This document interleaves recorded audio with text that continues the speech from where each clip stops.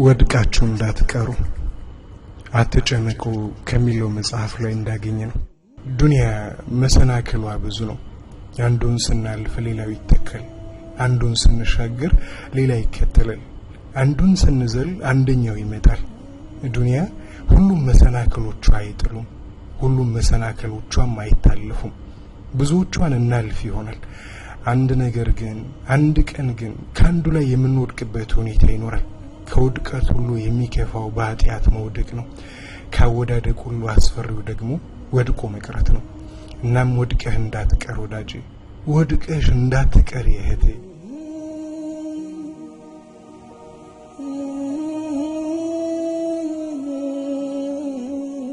ውድቀታችን ደካሞች ስለመሆናችን ማሳየ ነው።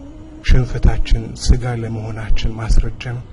ድካም፣ ሽንፈት፣ ዝለት የኛ ባህሪ ነው።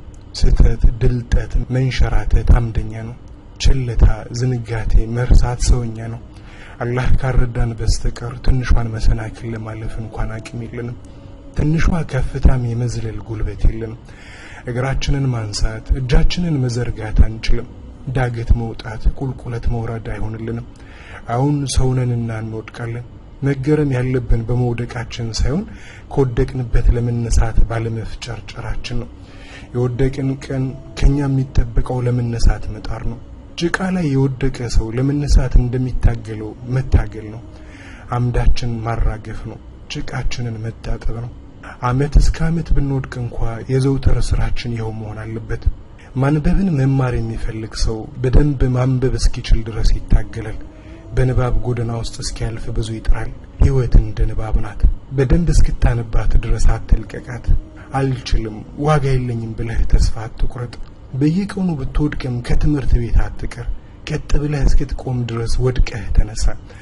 አይቀበለኝም፣ አይምረኝም፣ አያዝንልኝም፣ አይለቀኝም አትበል። በልና ታረቀው፣ በልና ተጠጋው፣ በልና ጌታህን ቅረበው።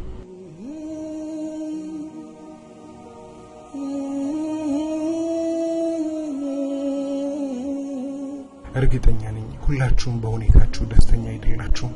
ኃጢአት በሰራችሁ ቁጥር ቁጭታችሁ ከባድ ነው። ወደ ውስጥ የሚፈሰው እንባችሁም ብዙ ነው። ያ ነው ጸጸት ማለት። ጸጸት ማለት ንስሐ ነው። ንስሐ ማለት ደግሞ ያላችሁበት ሁኔታ ላስደስታችሁም ነው። በሁኔታችሁ አፈራችኋል ማለት ነው። ከአምላካችሁ ጋር ትስስራችሁ እንዲቋረጥ አትፈልጉም ማለት ነው።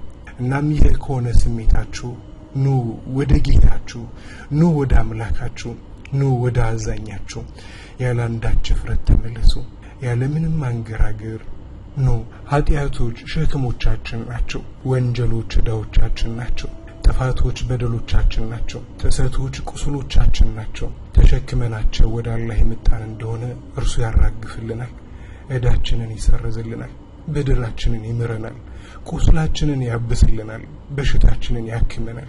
እስልምና ቂመኛ ሃይማኖት አይደለም። ሰው ከስተቱ ከተመለሰና ከተጸጸተ የድሮ ፋይሉን ይዘጋል። መዝጋት ብቻ እኮ አይደለም፣ ያለፈን ጥፋትና ክፋት ሁሉ ይሰርዛል፣ የቆየን ሁሉ ይረሳል። ሰላት፣ ዘካ፣ ጾም ያለፉትን ወንጀሎች ሁሉ ይሰርዛሉ። መልካም ስራዎች መጥፎችን ያብሳሉ፣ ተከታትለው ያጠፋሉ። ተጸጽተን ወደ እርሱ ከተመለስን በኋላ አምላካችን በድሮ ታሪካችን አይወቅሰንም፣ ያለፈ መዝገባችንን አያነሳም፣ የድሮ ክሳችንን አይቆሰቁስም። ስተታችንን አምነን ከተቀበልን በኋላ ጊዜ ጠብቆ አይከዳንም። እንዲህ ነበርክ፣ እንዲህ አደረክ አይለንም። እኛው ለመነሳት እንሞክር እንጂ አምላካችን አላህ ሱብሓነሁ ወተዓላ እጁን ይዘረጋልናል፣ ከወደቅንበት ያነሳናል፣ ከጭቃችን ያጥበናል፣ ያቅፈናል፣ ይቀበለናል። ኻሊድን ከዚያ ሁሉ ጥፋት በኋላ ተቀበል። ኢክሪማን በድሮ ጥፋቱ አልከሰሰውም። ጌታችን እንዲህ ነው። ጥሪው ለፍቅርና ለምህረት ነው። አዋጁ ሰው ሁሉ በእዝነቱ ስር እንዲገባ ነው። እናም ወዳጆቼ ከራሳችሁ ተስፋ አትቁረጡ። ጠፍቻለሁ፣ ዋጋ የለኝም አትበሉ። የተውባ በር ሁሌም ክፍት ነው። ወደዚያ ለመግባት ለነገ አትቅጠሩ። ተጋብዛችሁ አትግደርደሩ። ቆይሽ አትበሉ። ወደ አላህ እኮ ለመመለስ አይቀጠርም። በር ከተከፈተ ዘሎ መግባት ነው። በሉ ኑ ግቡ። የአምላካችሁ እቅፍ ይጠብቃችኋል። እናንተ በእርሱ ከምትደሰቱት ይደሰትባችኋል። ወስናችሁ ወደ እርሱ ከመጣችሁ እርሱ ጉዳዩ ከዛሬ ማንነታችሁ እንጂ ካለፈው ታሪካችሁ ጋር አይደለም። ያለፈው ታሪካችሁ አለፈ። የዛሬው ስራችሁ ነው እናንተን የሚወክለው። ኑ አትፍሩ፣ ኑ አትስጉ። አላህ ይወዳችኋል። ባሮቼ ሆይ ይላችኋል። ጭንቀታችሁን እርሱ፣ ሐሳባችሁን በሱ ጣሉ። ወዳጆቼ ሰው ሆኖ ከኃጢአት ንጹህ የሆነ በዓለም ላይ ማንም የለም። ደረጃው ቢበላለጥም ሁሉም ቆሽሿል። ከፊሉ እስከ አንገቱ፣ ሌላው እስከ ወገቡ፣ ሌላው እስከ ጉልበቱ ተነክሯል። ስለዚህ ቆሽሸናል ብላችሁ አትፈሩ።